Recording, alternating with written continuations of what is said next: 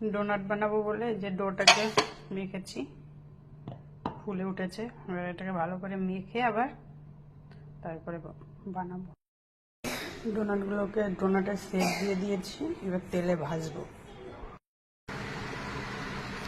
তেলের মধ্যে ডোনাটগুলোকে ভেজে নেব একটা একটা করে।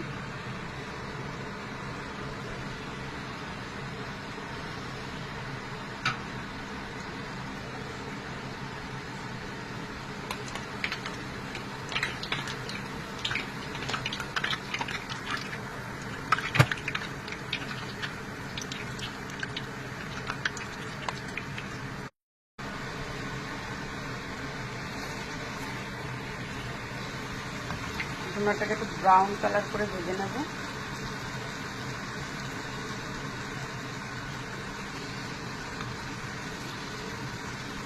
ডোনাটটা রেডি।